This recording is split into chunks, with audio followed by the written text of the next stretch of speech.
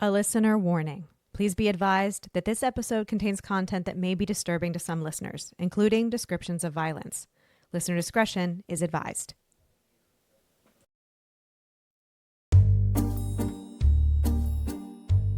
Life upon the wicked stage ain't ever what a girl supposes. I'm Jen. I'm Ashley. And I'm Olivia. And we are, in fact, three different people. This podcast focuses on true crime under the spotlight of arts and entertainment. So grab your beverage of choice and settle in. Places, ladies. Here's our episode.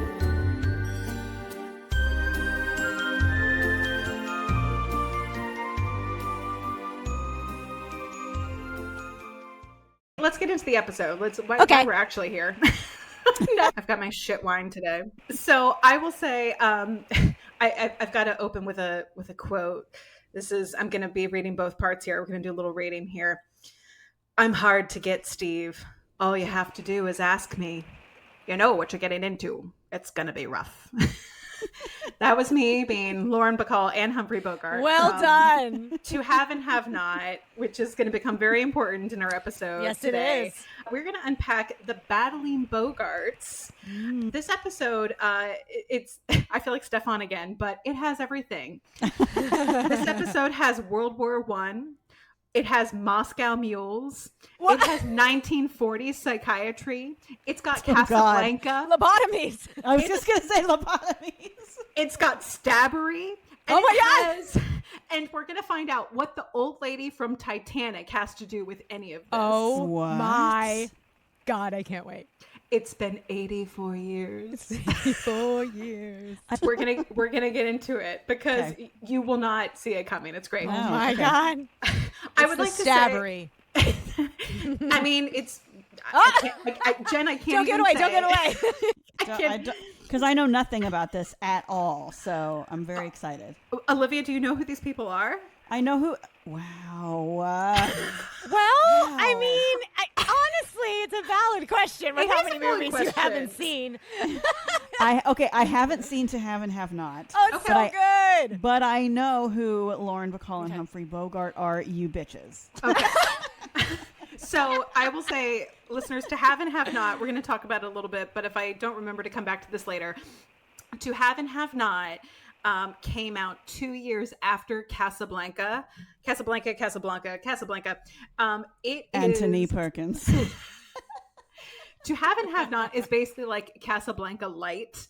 It is so similar. Like, if you've seen both movies and they both star Humphrey Bogart, if you're like, wait, didn't they already make this movie? The short answer is kind of yes. Oh, okay. Very, very similar. There's not Nazis in To Have and Have Not, like, expressly. It's more just like gangsters, but it's very similar.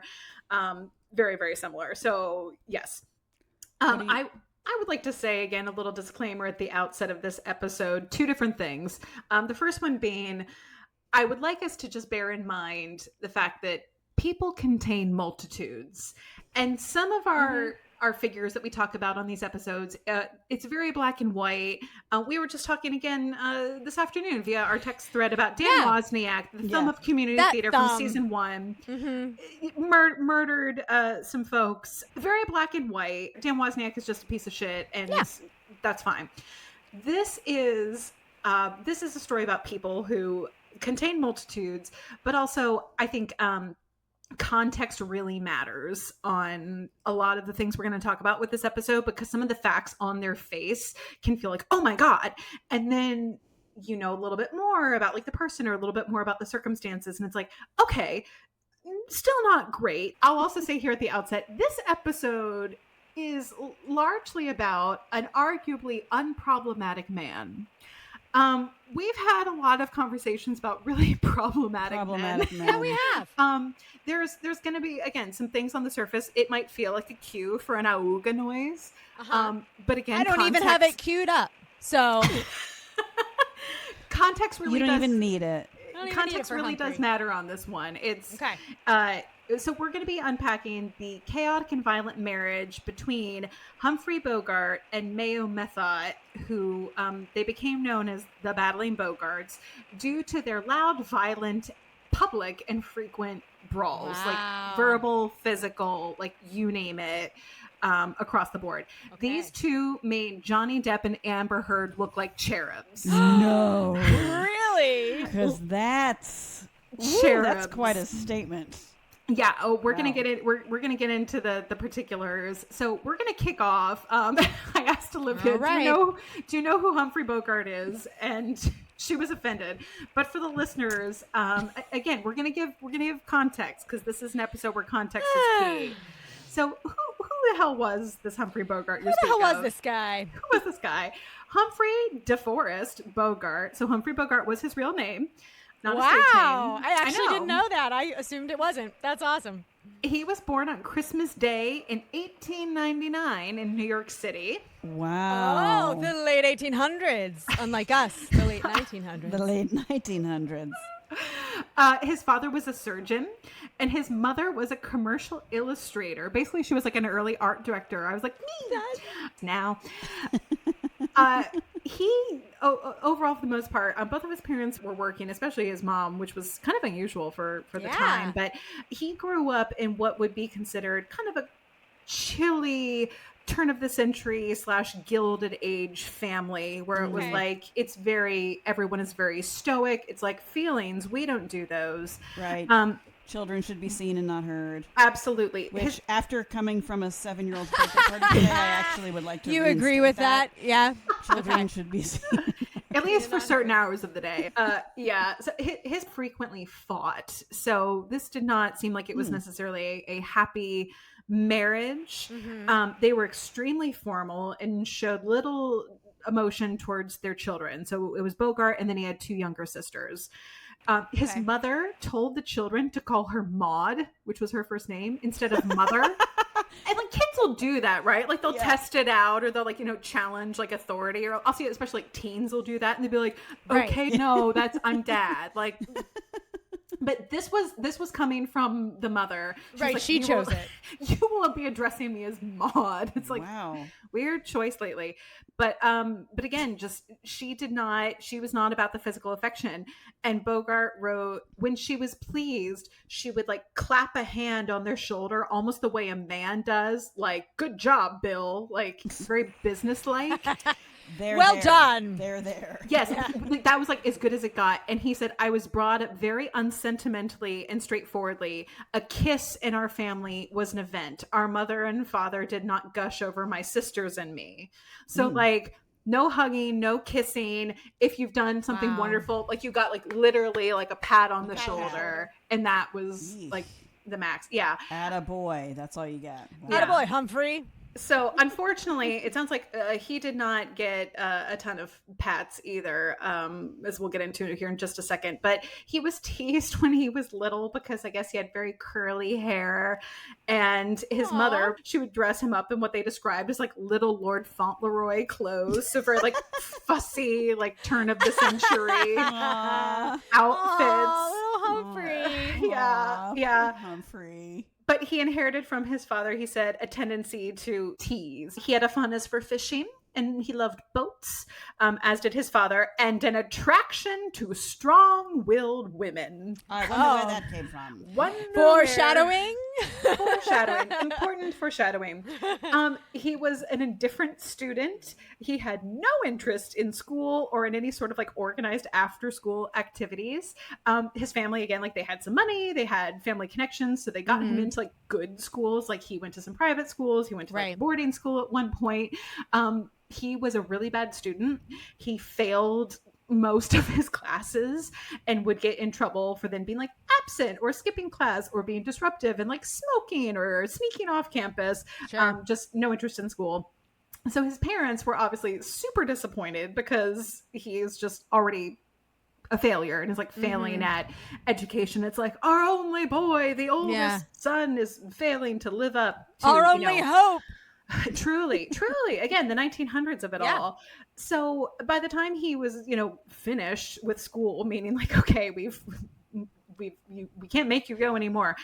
He had like no other options for a career because he had done so badly in school. So he effectively had like no education. It wasn't like I don't even know. I didn't read that he actually like maybe graduated. It was more just like, you're done. You're like, done. Get out of here. They're like, just, you know what? We tried and You're 18. Get out. Yeah. Go. And like, and he could have like gone to college in theory. Like, I think I read somewhere his parents like really wanted him to go to Yale. And then by the time he was like getting older, it's like, oh yeah, this isn't happening at all. So he literally had no other career options.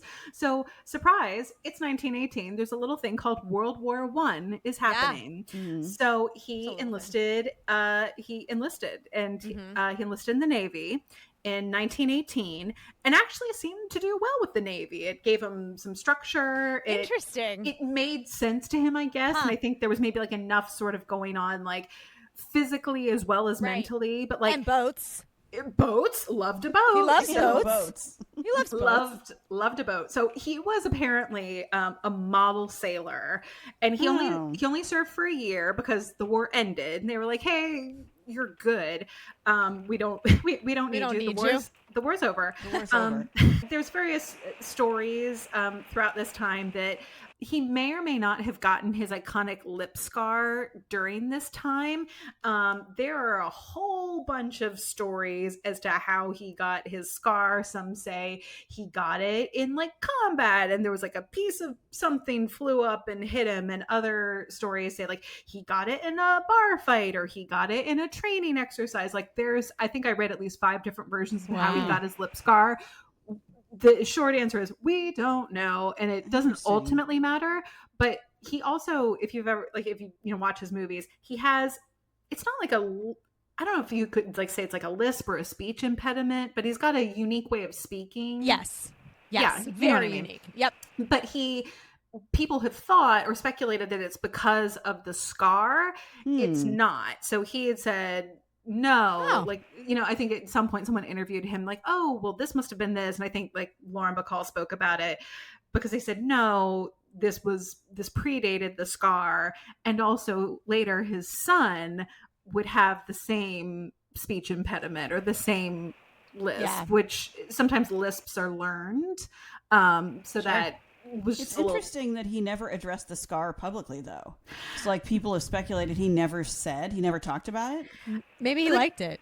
I think maybe he liked the mystique of it. Yeah. Like he said he probably just cut himself shaving, and he was like, "You guys' stories are way more exciting than what actually happened." Yeah, it was absolutely a bar fight. It was not. I think that's part of it, Olivia, because he definitely got it during this period, like somewhere in these early years, like before he ever was an actor or anything like that. So I think like the lore was maybe part of the boat. The boat like hit a wave and he cut his lip. Like, so bar fight sounded much better in combat, but no.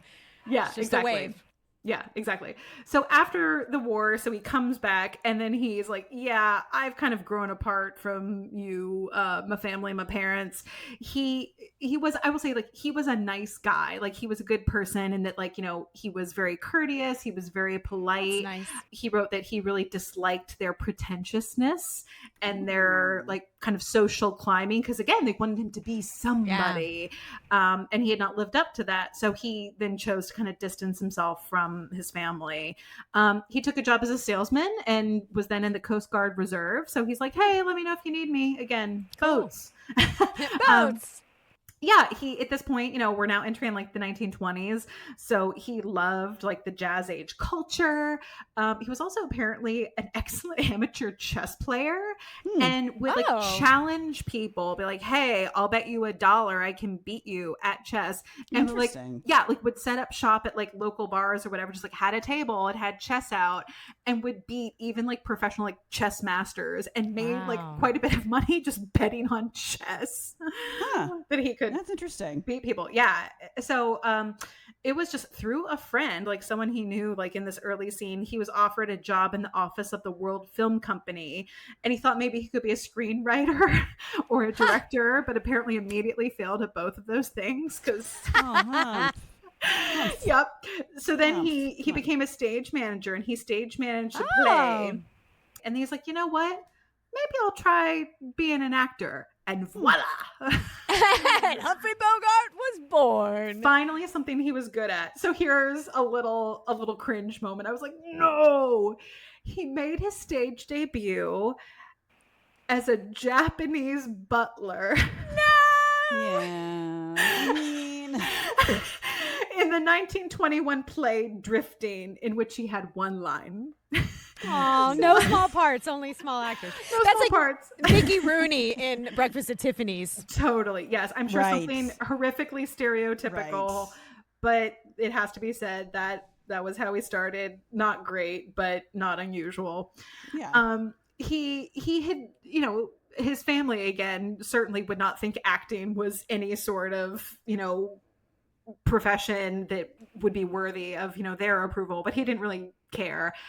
He loved like the late hours actors kept, and also like the attention they received, and just like the vibe. And he already liked the sort of like nightlife speakeasy, like 1920s culture. So he was finding his people. Yeah. He never took Bohemians. acting. Yeah, Bohemians. Yeah. He never took acting lessons. He just, you know, was persistent and kind of like worked like slowly but surely. And they said he was in at least 18 Broadway productions between 1922 and 1935. Wow. So, yeah, he was working. He often, this was a funny thing, like considering how he really became famous later, but he played what they called like juveniles or like young man. Really? We just need someone to be like a Beaver Cleaver type and just like roll up and be like super like almost like nerdy. It sounded like very like goody two shoes. I found this weird anecdote. Apparently he was the first actor to ever say tennis anyone. It's like, what the hell? So How funny. yeah, That's so interesting. So again, this is how he made his start, but over time he grew to kind of dislike these trivial almost effeminate like parts sometimes, and he called them his white pants Willie roles. Like you'd walk in and be like, "Mother, where's my tennis racket?" Yeah. Yes. So in the midst of all of this, while he was in that play Drifting, in which he's playing the Asian butler, we won't hold it against him, but he met actress Helen Menken, no relation to Alan. Okay. Okay. No relation. I checked.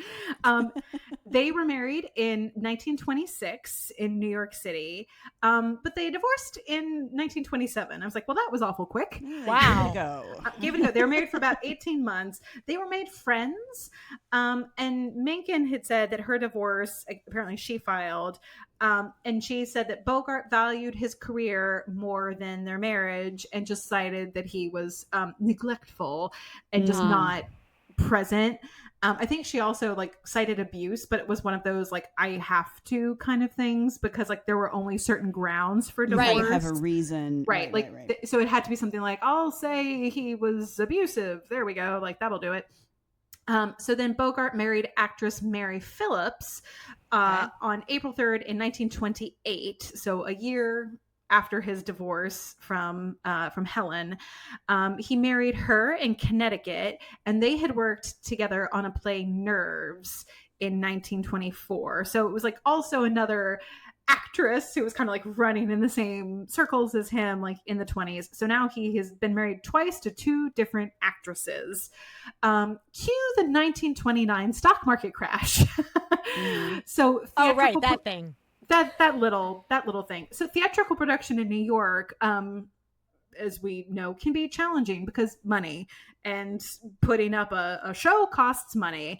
It was tough, tough to find work anywhere, but even as an actor on the Broadway. So more photogenic actors, I read, were like, you know what? I can maybe try this old Hollywood thing they're talking about. I'm not hideous. I have all my teeth. Like, let's go. Hideous. I'm gonna go be in a talkie.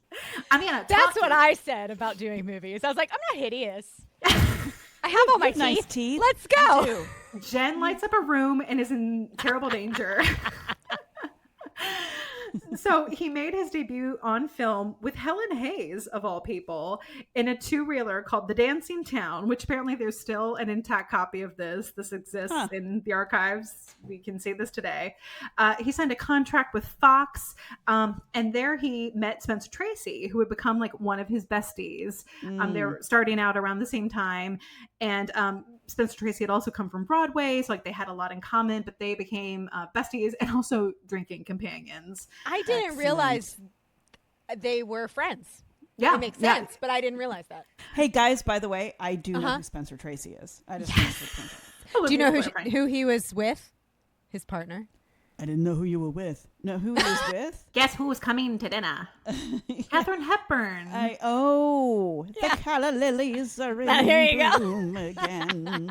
Exactly, Olivia. I did grow up watching Turner Classic Movies because of my dad, so I just didn't see the to have and to hold. That's all. To have and have not. To have and have not. I have it. You can borrow it. It's going very well. Spencer Tracy, interestingly, was the first person to call him Bogie. So we can thank Spencer Tracy for that one. So between like 1930 and 1935, he kind of bounced back and forth between Hollywood and New York. He probably had a little bit more prestige in New York, but he was also trying to figure out his Hollywood career. So he would like do a play, do a movie, and was kind of just like, trying to be bi-coastal, and it was pretty tough. In the 30s, that blows my mind. In the 30s, right? So it's like you're taking a train, probably. Yeah, it wasn't like a 4-hour flight. 4 or 5 hour flight. Yeah. As we talk about, like packing up and just the travel of it all was much more challenging. As a result, his second marriage was pretty rocky. He was dissatisfied with his career because he really wasn't kind of making it in either space. Just it wasn't quite hitting it. So he did become depressed and irritable during this time and was drinking pretty heavily. In 1934, he starred in the Broadway play Invitation to a Murder at the Theater Mask, which has been renamed the John Golden Theater in 1937. So the producer, I guess, of the play, it said he heard the play from off stage. I'm like, he wasn't watching? Like, where was he? Like, he was drinking in the corner. Oh no, he's smoking out going well. It was, but like he heard Bogart's performance, meaning he just like heard the audio, and then he was like, that guy, I have to have him, and he wanted him for the role of the escaped murderer Duke Manty in the forthcoming play, The Petrified Forest. So this is his big break. This is like fucking finally. Yeah. So the play had 197 performances at the Broadhurst Theater in New York. It opened in 1935. Leslie Howard, Ashley Wilkes of Gone with the Wind. Ashley Wilkes was the star of this play. What's Gone with the Wind? Olivia, we've already gone over this. So Olivia. De Havilland. Exactly. So the play was a hit, and it was so popular, like, you know what, we're going to put it on film, and we're going to take these same people to be in the movie. So Humphrey Bogart is not a star, but Leslie Howard was like, no. I don't know if he was a producer, but somehow he had sway over the casting. They really wanted Ernest Borgnine because he was more known in Hollywood as a villain. Yeah. Like we just need someone known. And Leslie Howard really fought for him and was like, you have to have him, like, this is really important to me. And I guess he had enough pull, so they made this happen. And this is what finally made Humphrey Bogart a Hollywood star. So he never forgot Leslie Howard's favor, and this is why he named his only daughter after Leslie Howard. So his daughter Leslie Leslie Howard Bogart is his daughter's name. Yes. So this then kicked off. She's on today. She's on. It's the sugar. The sugar high from the 7-year-old's birthday party. Yes, I ate way too much cake. So this thing kicked off Bogart's, I'll say like early, not early, but like the early part of the career we now know on screen. And throughout the rest of the 30s, he would play the series of villain and gangster roles and sort of like the tough guy or like the bad guy. This kicked off that era. So we had him first as like this little goody two-shoes boy, funny. the white pants Willie, and now he has shifted like total opposite. And they're like, you're going to play the murderer. I love it. Mm-hmm. What range? What range? So his wife, this is wife number 2, Mary, she also had a stage hit in this era called A Touch of Brimstone. And she refused to abandon her Broadway career. She was like, I don't want to come to California. She was not going back and forth to Hollywood with him. She's like, I'm in New York. She didn't want to go with him. So ultimately they divorced in 1937. Okay. So 2 marriages down in a handful of years. So now we're going to switch gears just a little bit because we're now at 1937 with Bogart. So we're going to pause on Bogart and we're going to swing over to Mayo. He was 37 when he made that first movie. I just did some math. How old was he when he was in his first? This man you were born like, in 1899. And I was like, I bet he was older then whenever he made his debut. Yeah, he was 37. But 37, yeah. There's still time, everyone. There is still time. Mayo, what a name. It doesn't seem to be short for anything. It's Mayo. As in mayonnaise. It's neither here nor Mayonnaise there. Methot married Humphrey Bogart. Mayo. I have questions, but never mind. What is- She is the only child of Beryl Evelyn and John Dylan Mack Methot. So they had normal names. We've got John and Beryl, and they're like, we're going to name her Mayo. Beryl. But We've got Beryl. Beryl. Beryl. Yeah. Mayo was their only child. They're like, we're only having the one and we're naming it Mayo. Her father was a ship captain and he reportedly had a temper. In a disturbing anecdote, he once violently rebuked a young boy who whistled at his daughter and broke his jaw. Whoa. Wow. Just highlighting some of the, I'll say, early aggression she witnessed between her dad and the world. So growing up under a dominant, controlling parent like this, it probably normalized volatility, heightened emotional reactions, and also like a willingness to resort to aggression as a form of like protection or love. Like, oh, I love you. I'm protecting you. Therefore, I broke Timmy's jaw. Like, what the hell? He'll never whistle again in this town. You know how to whistle, don't you, Steve? How appropriate. How appropriate. Also, I just looked up and Beryl's maiden name was Wood. Beryl Wood. Oh, man. These poor people. It's rough. No Maleficent Trent, but whatever. No, she's no Maleficent. No Trent. Eleanor Needles. Eleanor and Needles, Maleficent Trent.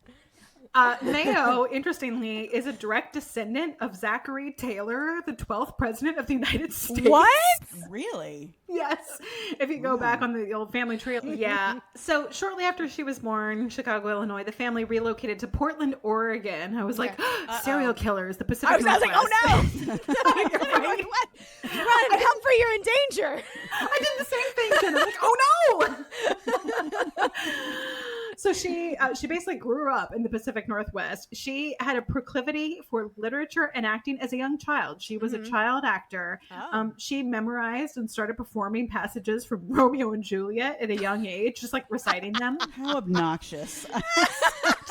I think she was something of a child star, Olivia, because she was on stage professionally at the age of 5. Wow. So young. At age 8. June. Yes. I was just going to say, she was part of this, it was a Portland-based company called the Baker Stock Company. By the age of 9, she was performing with this like stock theater troupe, and her frequent performances earned her the nickname the Portland Rosebud. I mean, I guess it's better than Beryl Wood. Rosebud. Rosebud. Yes. It's definitely giving Baby June. She went to what I'm assuming is a boarding school called Miss Caitlin's School.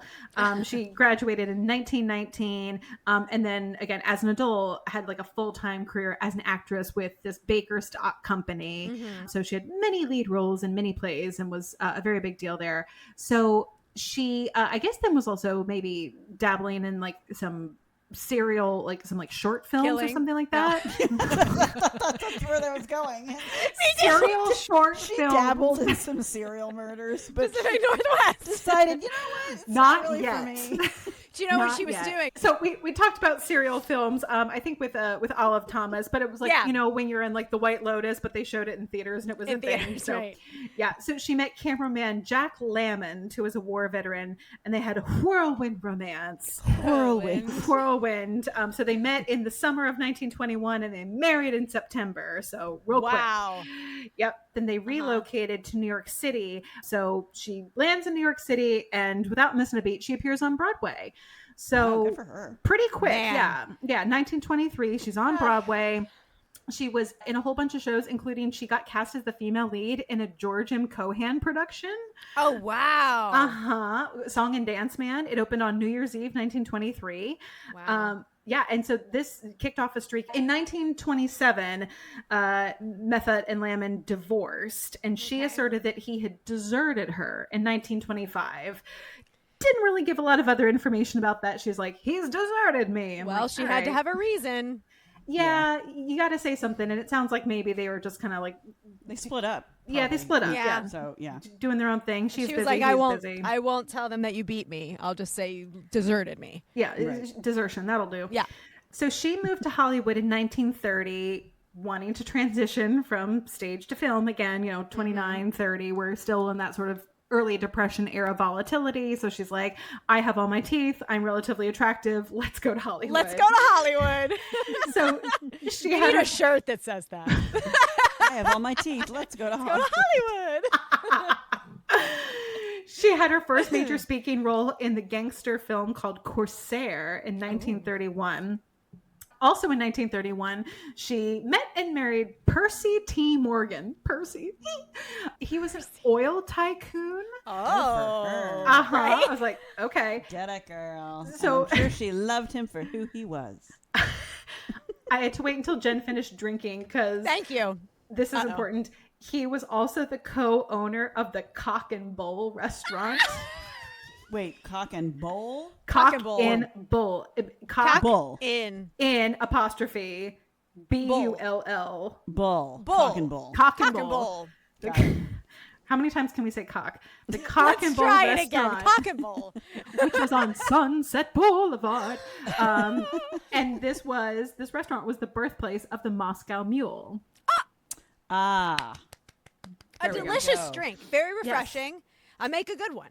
Very refreshing. Do so you? I I do. did try it. I've never had a Moscow Mule.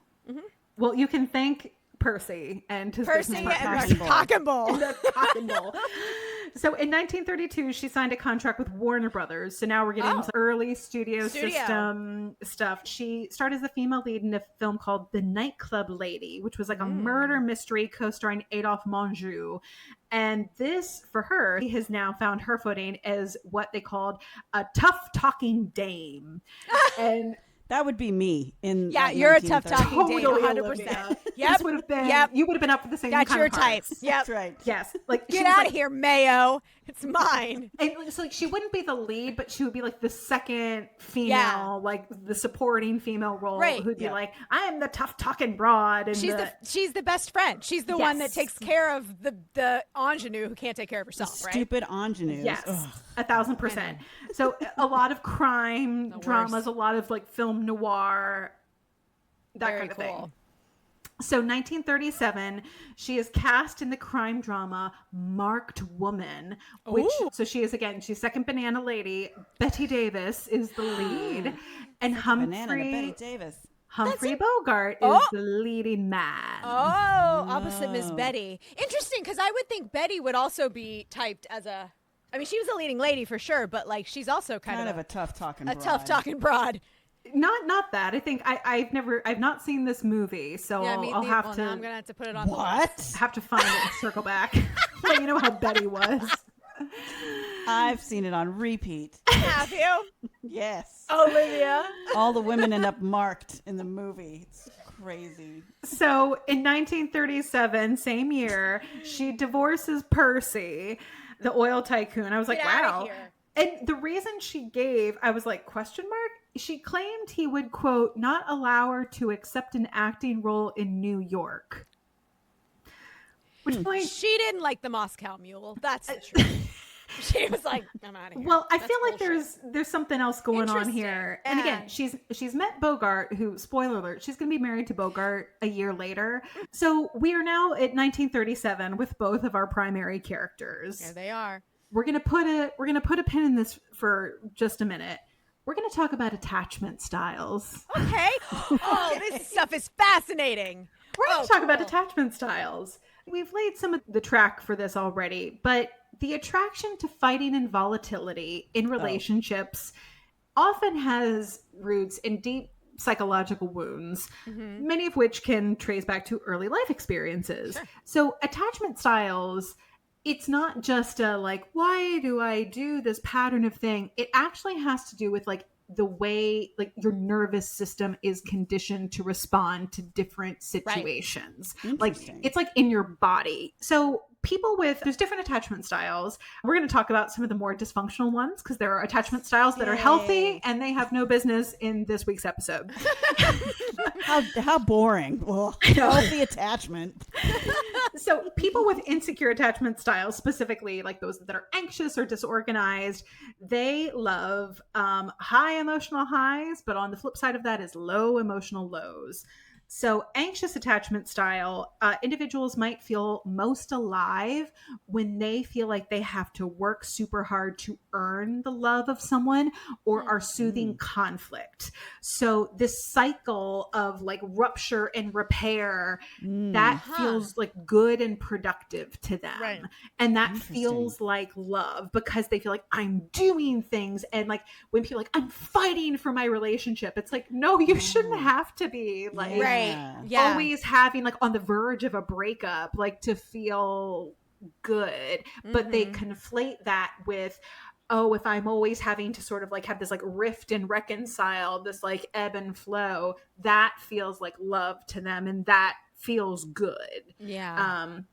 Disorganized attachment often comes from abusive or unpredictable childhoods, and these individuals may crave and fear closeness at the same time. So the volatility, again, maybe more with respect to like violence or emotional, like screaming or throwing things, that feels familiar and sometimes even safe. Because with their nervous system, it's like, well, you're going to scream and you're going to throw something and then you're going to say you're sorry and then you're going to hold me and then that feels good, but you won't hold me and comfort me unless you've had an explosion first. Yeah. So it's like this very cyclical like rage and repair. But again, to their nervous system, it's like, that feels normal. That feels good because daddy would like rage and punch Timmy in the jaw. And then like that meant that he loved me. And it's that kind of thing. So you can actually get a neurotypical addiction to this type of drama that spikes your adrenaline and your cortisol and then your dopamine into this cycle that really kind of like can mimic substance abuse. So the body will get wired to associate the stress and conflict and then the relief and intimacy that follows as like, this is how my body and my brain are doing like love and attachment. So it can create a form of like trauma bonding where the instability is actually the thing that holds it together. This can stem from like modeling in childhood, meaning that like intensity equals love, or like without this sort of emotional volatility, you're like, love isn't really real because it's too calm. Too calm, right. It's like, oh no. Yeah. And they also feel that like given these moments of drama, like they're feeling important or noticed because it's like, well, you're screaming at me, but at least you see me. Like it's that kind of thing. They also misinterpret this as passion. So again, like, it can feel like calm equals boredom, but their nervous system is craving like the stimulation. So fighting is this stand-in for like love or passion. Like, oh, you fight with me because you care, or like, you love me. Yes, because love me. This can also then lead to control and testing, where you're going to like test loyalty. Like, okay, well, are you still going to love me if I like push you or are you going to leave me? That sounds dangerous. Very dangerous. Yikes. Yeah. Also, like they'll try to like assert control. Like, I feel out of control, so I'm going to provoke a reaction from you so I can feel that I am in control because I was able to get a rise out of you. Right.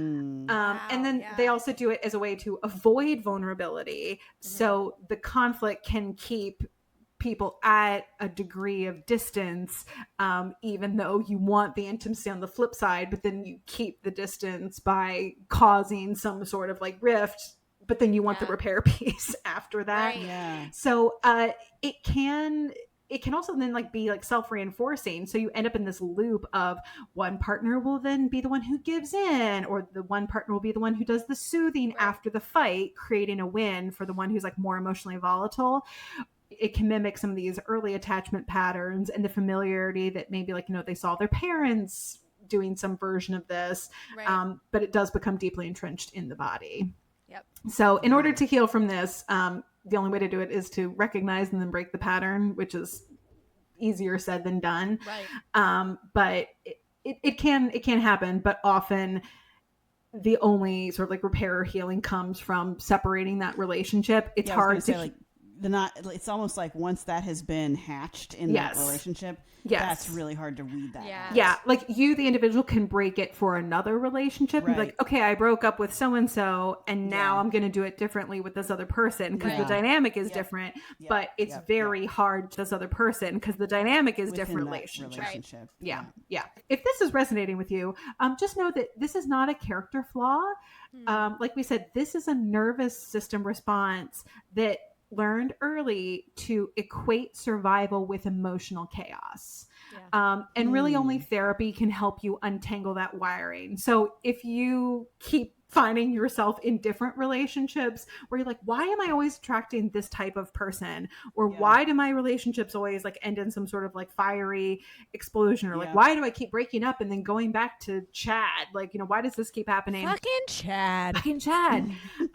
It's not something you've necessarily done wrong, or it doesn't mean like you're a shitty person. It just means that like you probably have some of these baked in patterns that you need professional help to untangle. So, and that's okay.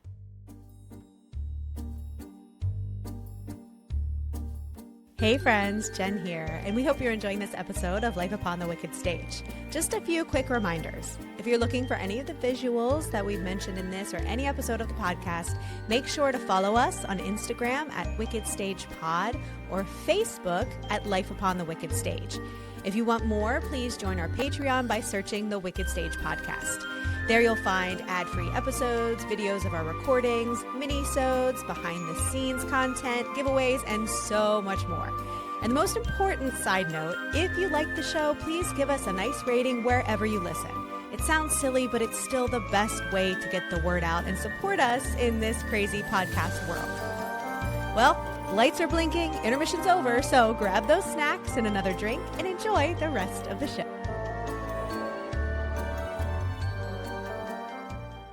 So we're gonna go from there, and we're gonna jump to, now that we've talked about attachment styles. So interesting. We're gonna talk about spousal abuse versus battered husband syndrome. Okay. We're gonna get into this. This is probably gonna be a little bit controversial, and this is in the category of, I think it's sort of on the flip side of like not all men. And I will say that in terms of like spousal abuse or abuse dynamics within relationships, this seems to be, for whatever reason, it is more likely that women are going to be the abused partner than a man, just statistically speaking. Right. As much as we talk about on this podcast, it's like, you're more likely to be killed by like the man in your house than a serial killer. Like your husband, your partner.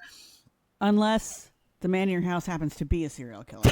And or if you're in the Pacific Northwest. Or the Pacific Northwest. Strangely, the serial killers, I feel like, who are like the ones who are like married somehow, like Dennis Rader, like they don't kill their spouses. They don't kill their spouses. These women are left alive. So I say this with the full understanding and the full context of this does not happen as often, but this also still happens, and this is also super underreported. So it's like, you know, we've seen on like Law and Order SVU and our Queen Olivia Benson, when it's like they'll have like an episode where it's like a man has been raped and by a woman or even by another man, but just like especially when it's like by a woman, and when the woman is the aggressor, and it's like, we as a society do not want to believe that a man can be a victim of abuse by a woman. And it is super rare, but it is mostly underreported, because I've got some statistics that I was like, what? Pride. Like, and I think because you're going to, on top of it's humiliating, unfortunately, the way society reacts. Yes. And so it's not even that it doesn't happen as often as we think. It is that it is vastly underreported because of everything you just said, Olivia.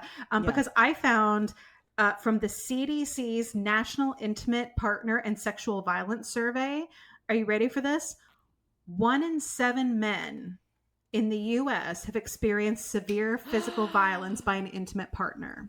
Wow. 1 in 7. I was like, but it's by an intimate partner, so not necessarily a woman. Not necessarily a woman, but still, I was like, the fact that even let's assume it's between 2 men, it's still like, well, you're evenly matched. Like, what do you mean you let him hit you? Like, what are you talking about? Like, I think we're more inclined to like punch him back, or just like leave. Like, if you're, you know, in a same-sex relationship, it's I think we still don't ascribe the same level of protectiveness we do to a woman who's being physically abused by a man. So I found that extremely interesting. I was like, holy shit. So what battered husband syndrome is, this is not a DSM diagnosis, but it refers to a pattern of sustained abuse. So not a one-time thing, sustained abuse, including physical violence. So like hitting, throwing things, slapping, choking, emotional and psychological abuse, gaslighting, threats, degradation, control.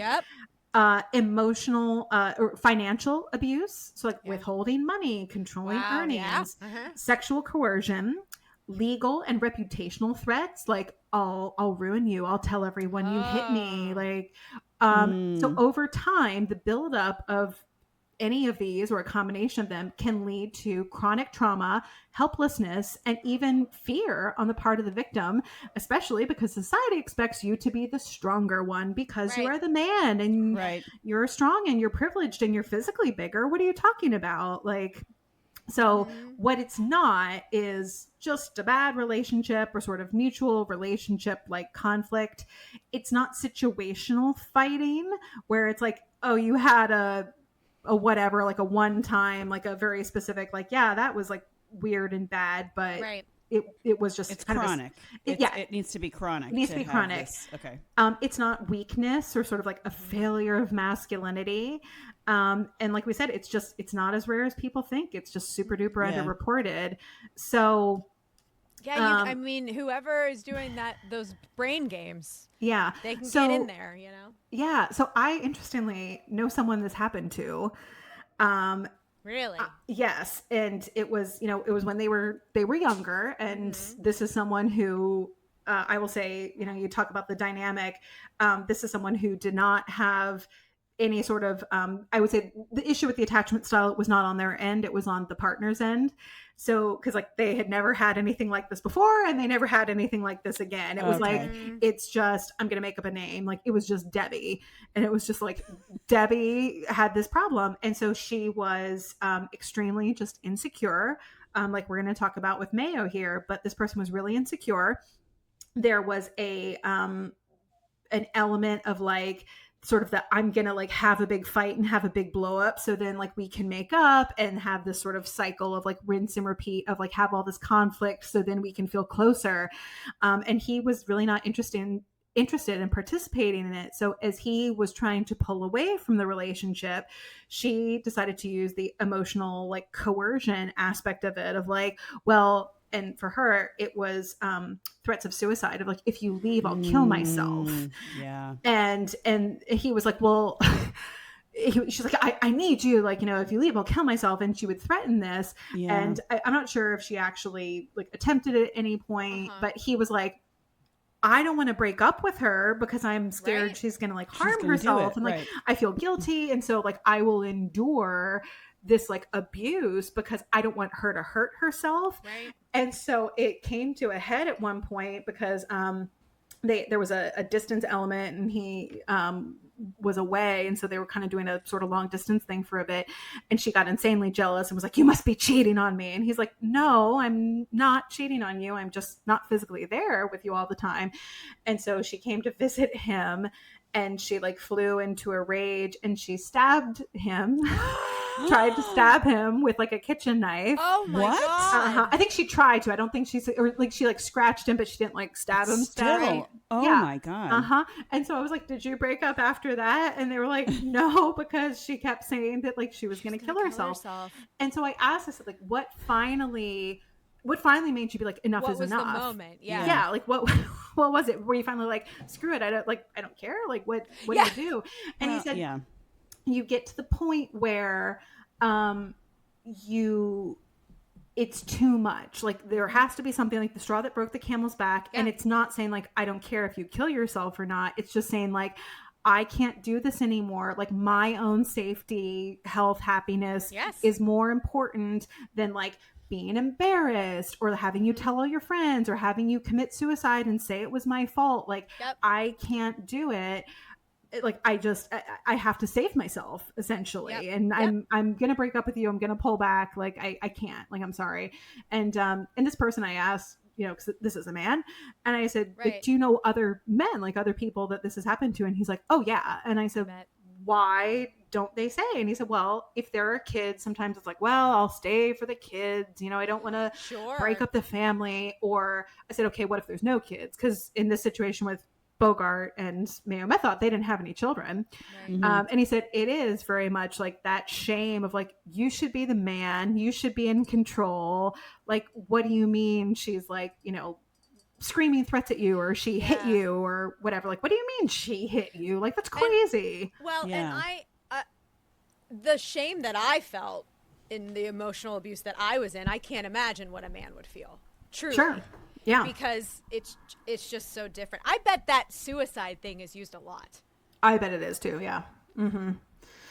If you leave me, you'll be sorry. I'll kill myself. It is. That feels very manipulative. Worst kind of emotional and blackmail. Yeah. Yes, and I feel like a lot of, you know, again, not all women, obviously, but I feel like a lot of women that do this, I think that's probably their go-to. I think so, because then it is the ultimate, like, it's the ultimate threat, because it's like, I am putting my life in your hands, and if you do this, then you forced me. Like, it's almost like you killed me. Exactly. You know, it's so insidious. So this type of behavior can obviously escalate over time, but it can, you know, have psychological impacts where you can have like literally like PTSD or hypervigilance. It can lead to depression, anxiety, panic attacks, obviously the cycle of shame and self-blame, like you're saying, Jen, like you think you somehow did something to cause it, or like you deserve to be treated this way. And then just even like emotional numbness and like dissociation, like you're just kind of shut down. And, you know, suicidal ideation on the part of the person who's being abused.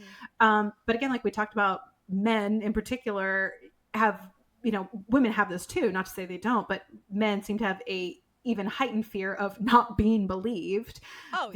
Embarrassment. There's a lack of male specific resources in this area. Like there are shelters for battered women. Like there's just a lack of resources for men. Well, and mental health in general for men is very lacking. How dare you cry and have emotions, man? Right. What are you, a girl? The cultural stigma of like real men don't get abused, or the toxic masculinity of like, oh well, you're just, you must be, you know, stronger, you're tougher, you're bigger, like how did this happen to you? And again, the risk of actual retaliation or even like false counter allegations, like I'm going to tell them you abused me. Exactly. You know, and they're like, well, they believe that. I'm telling you. I mean, absolutely. Of course. Yeah. So some red flags to look out for would be obviously extreme jealousy or possessiveness, explosive rage and erratic mood swings, public shaming or belittling, a history of manipulation or lying, threats of violence, suicide, or harm to others, and substance abuse, which is often a trigger, but not necessarily a cause, which I Right. think is going to play a big role in this case. Mm. So battered husband syndrome, it reflects the reality that abuse is not gendered, but social silence around male victims helps this to go on. It's usually slow, it's subtle, and it's wrapped up in a lot of shame, but Yeah. it is absolutely real. So reactionary abuse, which I wanted to touch on just super briefly, because I think this is important to note for this. Reactionary abuse or reactive abuse occurs when a victim of long-term psychological, emotional, or physical abuse lashes out in response, often emotionally, sometimes physically, and that reaction is then used against them by the original abuser to shift or justify the blame and paint the victim as the aggressor. So I'm not going to go into a whole lot of details about this, but abusers tend to like this because then it creates this false equivalency of like, well, see, we both abuse each other.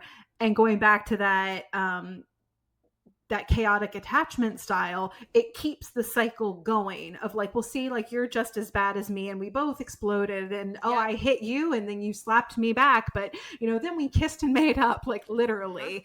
So it keeps the dynamic going and it keeps you, the victim, sucked in as like, well, you're just as guilty as me and like you're choosing to participate in this, and if you tell anyone, I'm gonna tell them that you hit me, like you're just as bad as I am, like you did this too. So we're going to get into their the specifics of Bogart and Methot's relationship. So we're at 1937. They've been in this movie together. He's divorced. She's divorced. Okay. In 1938, they got married. So it was both of their third marriages, if you're keeping count. Keeping count. Tallies. So people describe her before all of this as overall, this is how she was known. She was known to be lively and friendly when she was sober and paranoid and aggressive when drunk. Ooh. Interesting. This was known of her having nothing to do with him. So she eventually became convinced that she was cheating on him with any and everybody. This was sort of like her core obsession, I'll say, where she was just like, he was cheating on her. This was like the root of her aggression. This was her like excuse for like exploding. Yeah, I mean, I will say, I'm looking at pictures of her, much like Leonora Lemon. Crazy eyes. Crazy eyes. She does have a bit of smiling, having a good time, and she is intense. She is intense. And also, Humphrey Bogart was a very good-looking man. He was a very handsome man. And yes. she is interesting. She's not unattractive. She has a She's face. no Lauren Bacall. No. Yeah, there's she's, something. She's interesting looking. She's interesting looking. Very. I think it's very and I'm sure very owl-like. talented. Yeah. Yes, Olivia. Right? There's like an owl likeness. But there's some piercing, but also like the eyes are a little too far apart. The nose is kind of pierced. It's just interesting. Yeah. So I'm imagining that yelling and screaming at you. Yes. And it would be a little bit. And I can imagine her being very jealous of all the beautiful women that Humphrey Bogart is opposite in these movies, right? Well, strap in because this is where we're going to unpack some of the specifics. We both just did seatbelt pantomime. Strap in. We are ready. Pull the car over. Let's go. Let's do it. According to their friend Julius Epstein, no relation to Jeffrey, we hope. Thank God. The Bogart-Methot marriage was the sequel to the Civil War. That's oh my God. Bogart bought a boat, which he nicknamed Sluggy, which was his nickname for Methot, as in slug, like punch. He named the boat Sluggy. Oh my God! Because she punched him often. But then he said, and this is the part where I'm like, Bogie, no, your attachment style. He said at one point, I like a jealous wife.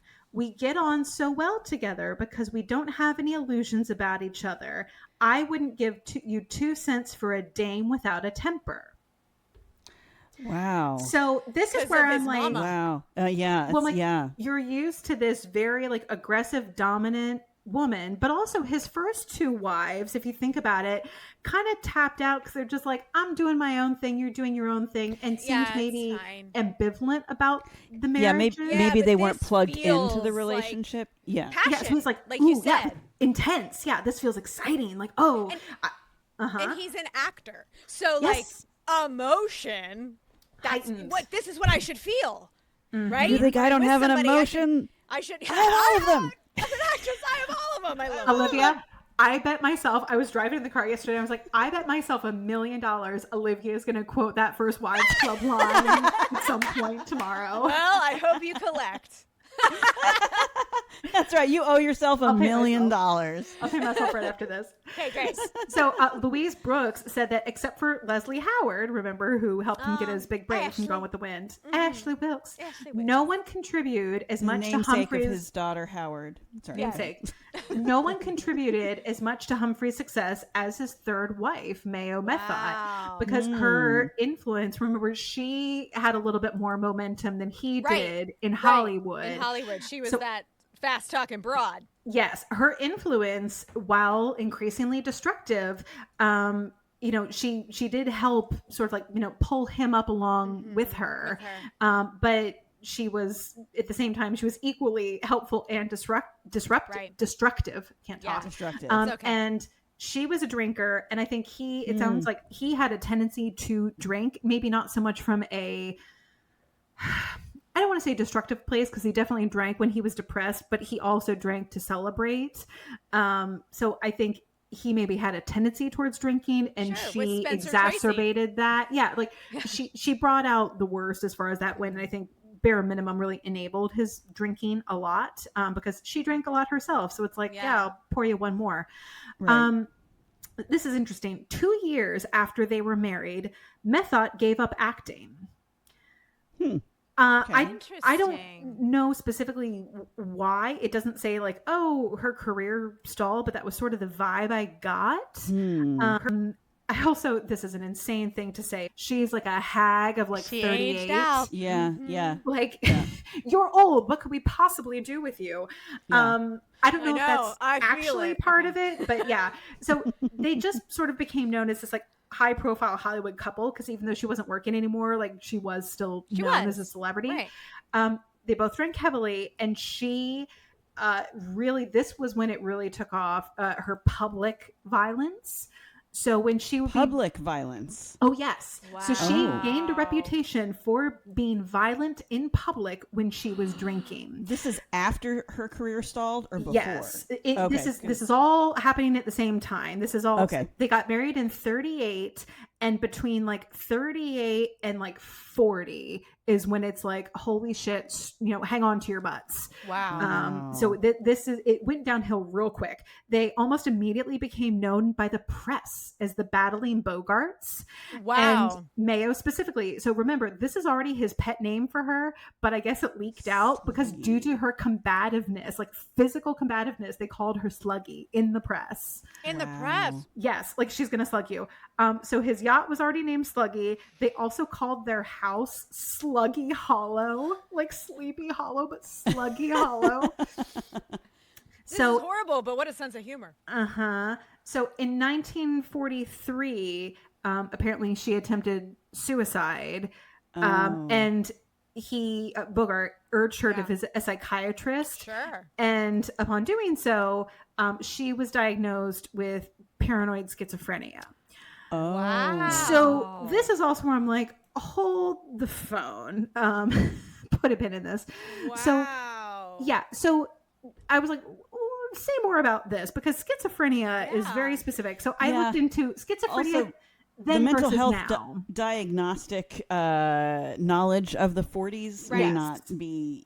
Yes. So this is where we need to touch a little bit on like 1940s psychology, because yes, we know a lot more about schizophrenia now than then. Surprise, surprise. Yeah. So it was in the 40s, schizophrenia was actually a catch-all term for psychotic symptoms, including suspiciousness, agitation, aggression, and irrational fears. What? Now they might be diagnosed with like bipolar disorder, Right, borderline right. personality disorder, Yeah. alcohol-induced psychosis. Yeah. They were just Right. like, I don't know, she seems off. It must be They were- schizophrenia. Yeah, they were just calling them hysterical, like Hysterical. 20 Yes. years earlier. So. Yes. Yes, but just again, not a lot of good information at that time. So they're just like, yeah, sounds good. Because I was like, well, if she's a paranoid schizophrenic, like, shouldn't she be institutionalized? And the answer Right? was no. No, she's fine. She's No, fine. just leave her out on the streets. She'll be Ah, okay. everything's Yeah. Ashley. So she attempts to unalive herself, as the kids say, in 43. She gets this diagnosis. Nothing really happens, but there then becomes this period, I would say from 43 to 45, where he is trying to leave the relationship, and we'll get into why. Okay.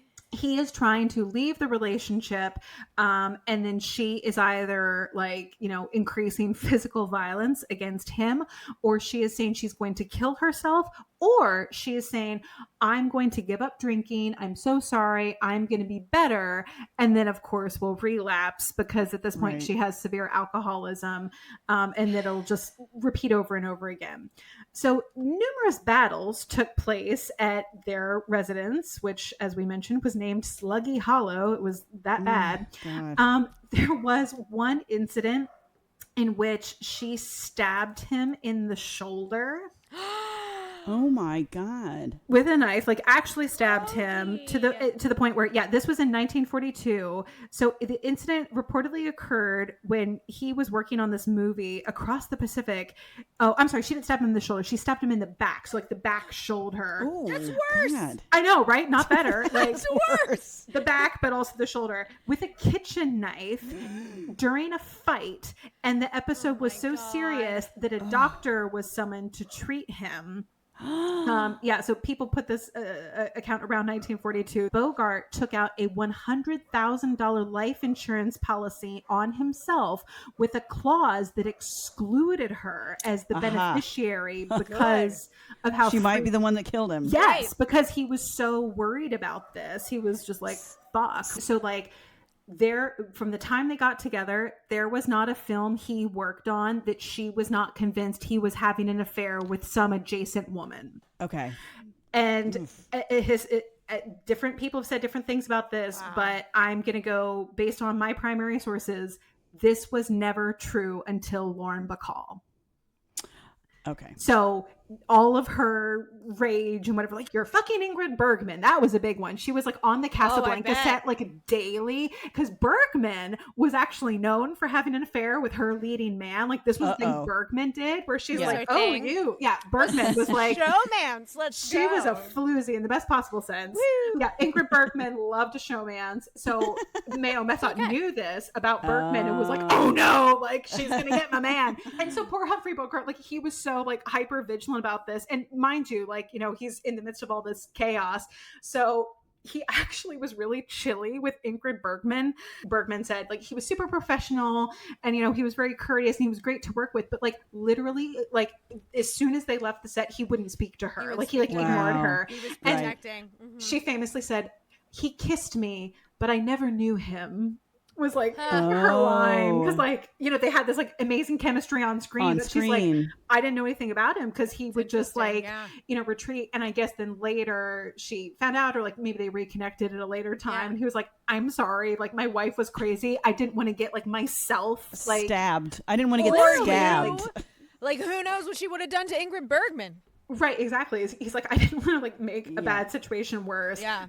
So they would have like these literal like barroom brawls. At one point, they both hit each other over the head with whiskey bottles, and he was known to sometimes hit her back.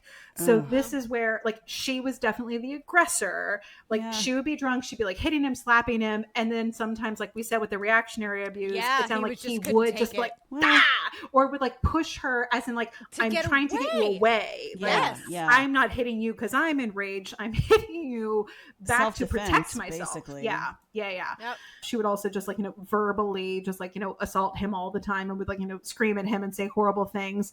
In one frightening incident, she shot at him in their home. I guess he was outside the house and she shot at him from a window. Oh my God. Multiple times. She missed him. And I guess at this point it was so bad, he just calmly quipped back, "You missed." Another time at a dinner party. That's when you know it's too much. I know. Another time at a dinner party. So like in front of friends, like multiple guests, she pulled a gun on him at the dinner party and was threatening him with the gun in front of... At a dinner party? There was another incident at the house in which Gloria Stewart... There she is. Gloria Stewart, who was their friend, was a later eyewitness of Mayo threatening to shoot him in front of everyone. She was deep throat of the Battling Bogarts. She threw the heart of the heart of the ocean. We got it. She was like, I was at a party and you will not believe what the hell happened. You will not believe what happened. It's been 34 years. And this is what happened. The funny thing is, like, between now and probably like when this happened, because like 44, she's like, it's been 84 years. Exactly. That's where that came from. It wasn't a line in the script. She was just telling. No, she was telling them the story. It wasn't about Jack at all. It was about this freaking shooting. Like that's right. And James Cameron's like, put it in. So it got really, really bad. And towards the end of it, it seemed like he was trying to pull away, but then they would have this, like, he would pull away and then they would reconcile and then it would start all over again. And like the time between like the incidents, it got like smaller and smaller because it was devolving pretty quickly because she was a nasty, angry drunk. And she and Leonora Lemon were probably hanging out together. Possibly. I wonder if they met. I don't know. So we're going to get to the catalyst of maybe how and why all of this kind of came to a head or stopped.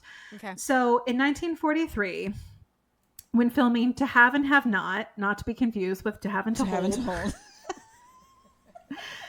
Humphrey Bogart, who was 44 years old, met and fell in love with his 19-year-old co-star Lauren Bacall. She was only 19. I just saw Olivia's face. Yeah, you didn't know that. So this is where like she looks matters. Like she's 40. This is where I'm like, context matters. Yeah. So this is, I think, on any other episode, and we have talked about age gap relationships before, where we could bring out an awooga noise for this. Yeah. I'm gonna say, based on Lauren Bacall's own biography, in her own words, if there was anything that was like awooga noises, like if it was going to come out, it would be there. Yeah. So in some ways she was more mature than he was emotionally. Yeah. And just, but by the time they got married, she was 20, but it was still, she was, I think, emotionally was evenly matched to him, if not more mature than him.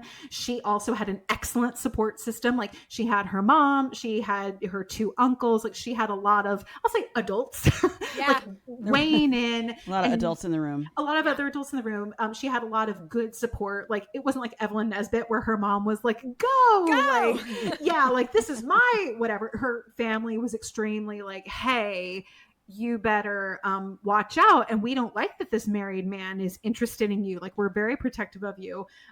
For better or worse, Howard Hawks, who was the director of To Have and Have Not, and then also The Big Sleep, which was their second follow-up movie together. Howard Hawks felt like he discovered Lauren Bacall. Like, she was his like pet project.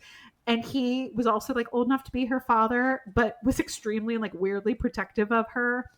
And also, like, whether it was like for selfish reasons or paternal reasons, like, also did not want her involved with Bogart. So like everyone in her life was just like, hey, we're going to be like watching you super closely. But Lauren Bacall, it was one of those, and for both of them, but it was very much kind of like a love/chemistry at first sight. And it was evident on screen. It was evident off screen. And I'm summarizing here, but he had almost kind of like emotionally tapped out and just didn't think like a happy marriage or a happy relationship existed. Like he didn't think that was in the cards for him. Yeah. So she was like, it was like he didn't even see this coming. And then he's like, oh my gosh, like I didn't even think this was possible. Like, you know, not to be cheesy, but like I've never felt this way before.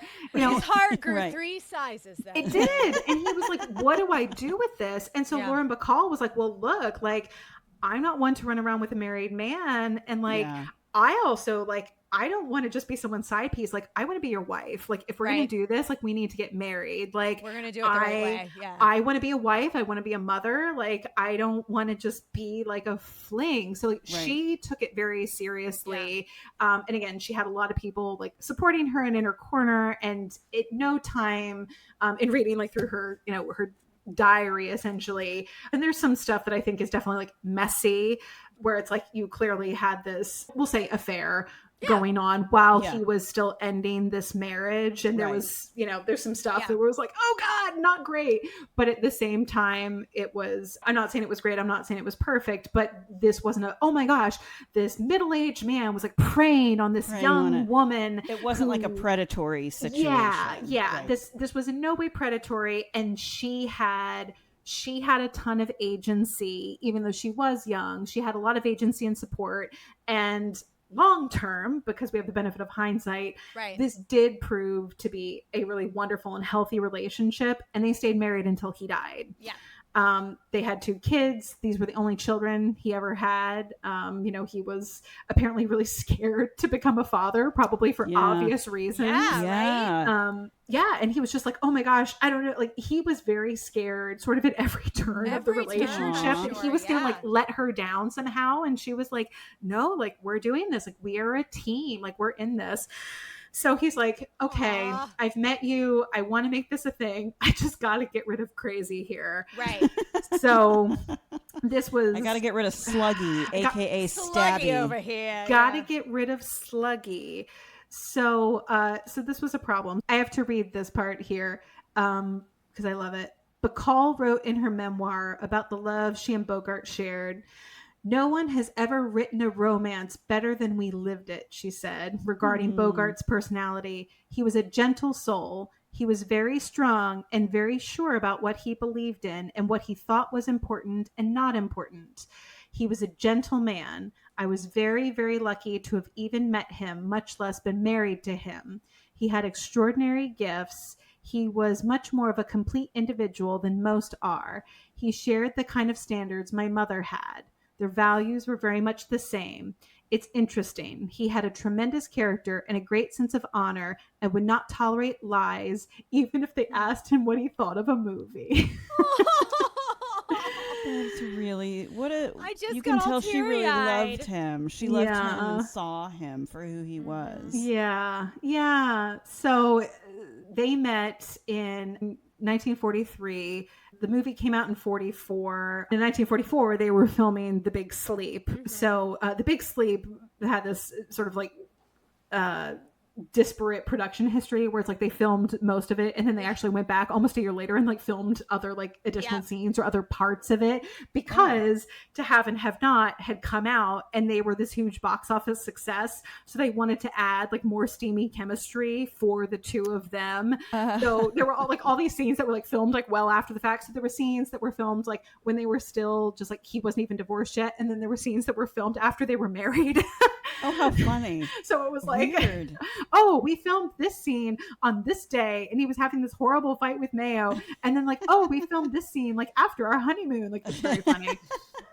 So in 1945, Mayo Methot filed for divorce in Las Vegas. Oh, she filed. She was the one to file. I think he was finally like, he had to move out of their home 2 different times. So as he was with Lauren Bacall, there was one time, it's in the journal, it's super sad, where it was actually it was in 43. He was like, okay, that's it. Like I've met you. This is amazing. It was like the end of the year and he moved out and he had moved out for like a couple months. And then Mayo came back and was like, I'm going to quit drinking. One of those. And he was super noble. And he was like, I have to give her a chance. And Bacall like writes this. She said, I respected it, but I didn't like it. Yeah, of but course that not. he was like, I am an honorable man and I owe it, to her, I feel, which I'm like, I don't know if I would feel that way, but he felt he owed it to her to at least give her a chance. He's like, okay, like she only stabbed me once. So stabbed me once. They're hard to break up with, man. I broke up with mine 4 times. She wouldn't only take tried no for an answer. She only tried to shoot me a handful of Yeah, times. she missed. She missed. Yeah, She missed. And I can imagine Lauren Bacall, because much like Olivia's reaction when she was like 19, she never seemed like she was 19. She always seemed like she was in her 30s. She has that kind of old soul. I'm sure she kind of in her brain was like, I know what's happening. Yes, but he's got to figure it out. They're like in an airport or something, and he just bursts into tears, and it's just like holding her. Oh my god! And he's like, my baby, like I've missed you so much, and he's just sobbing like at this airport, like. Wow. He was such a tough guy too in the movies.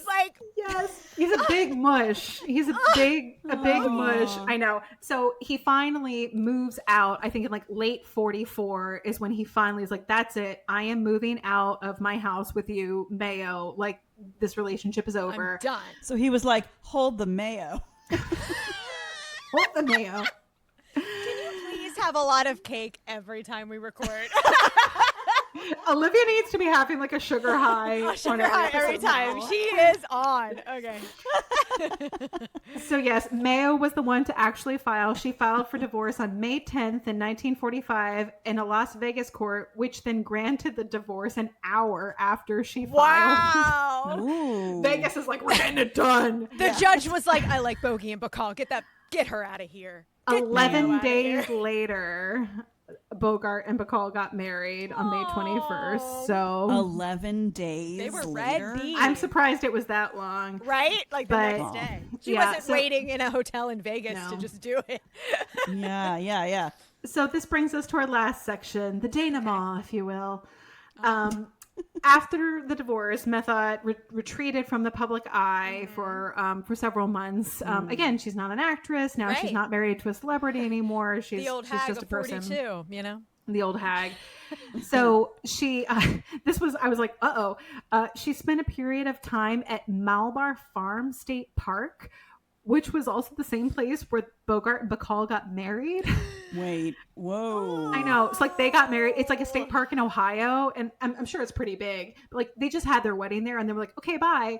But then she went and hung out there. I was like, what are you checking the crime scene? What's happening? Did she camp out? I don't know. Also, when you say she was spending time in the state park, was she camping there? Yeah, that's what I'm thinking. She pitched so there was a resort there. There was stuff. Oh, okay. Yeah.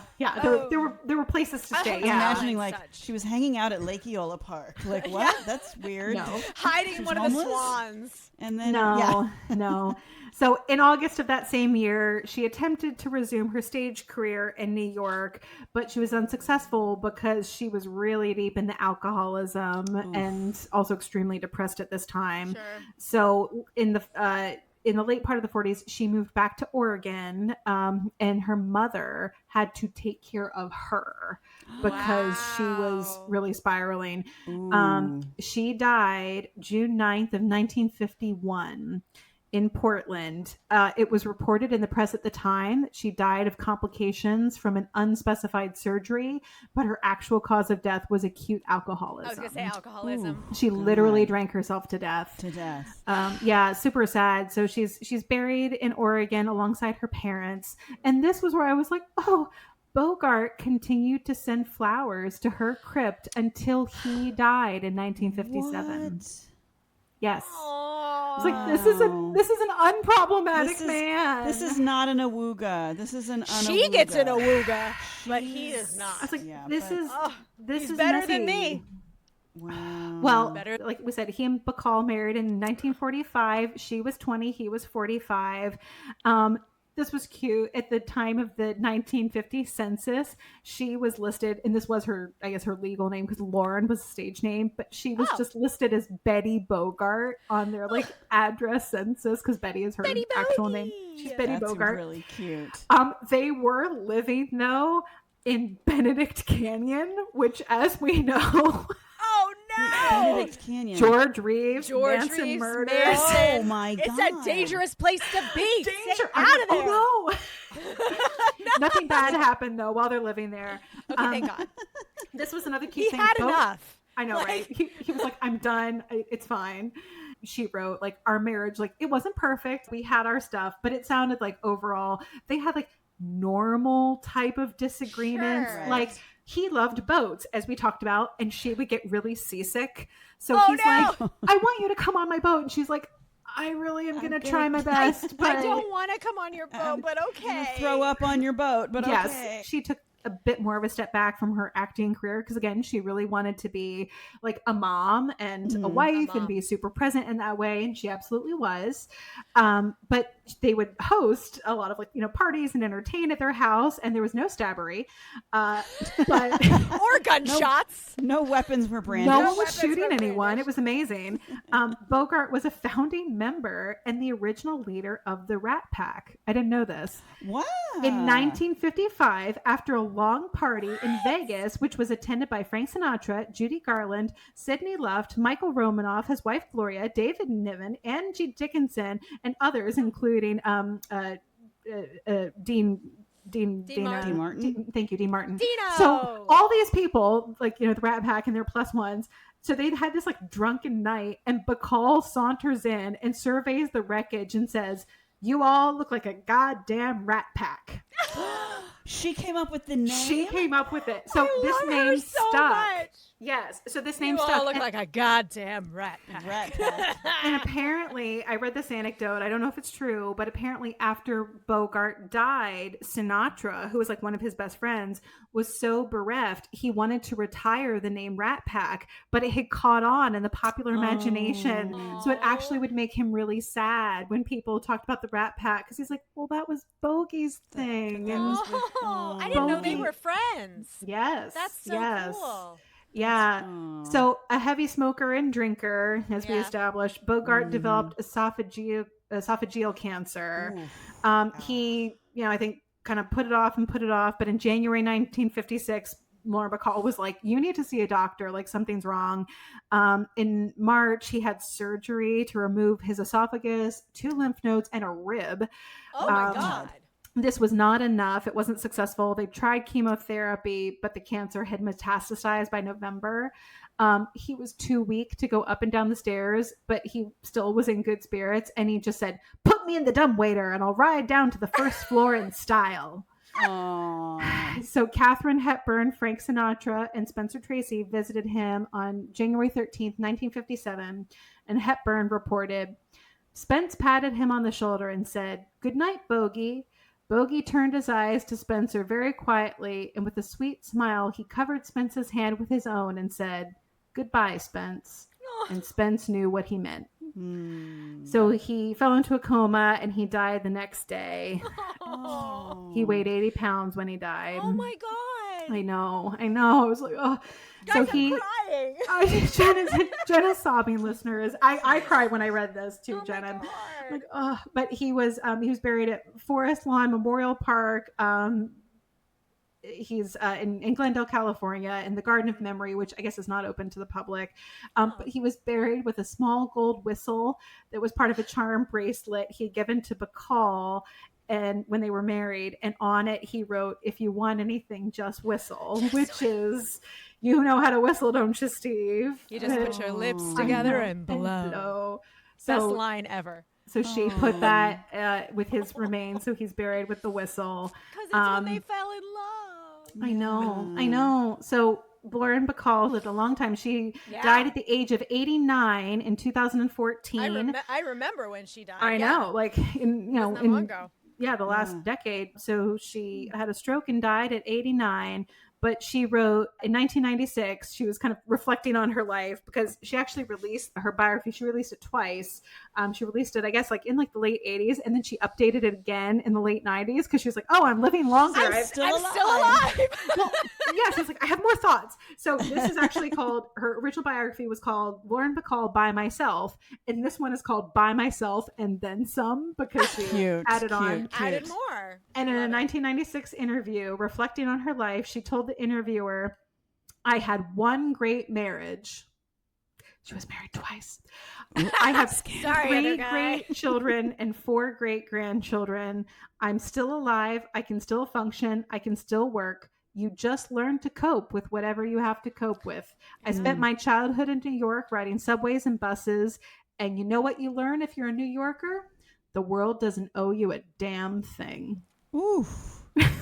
That just gave me chills. I know, me too. So that is the saga of the Battling Bogarts. And like, we know Bogie and Bacall, and like, you know, they as a Hollywood power couple, like they became sort of like, you know, famous, and everyone was like, oh, we love their love story. But like to get there was so fraught, like this pattern of, you know, basically his, you know, most of his adult life was, you know, these various like failed and or combative relationships. So he finally found happiness in the last, you know, decade of his life. And their wedding pictures, so sweet.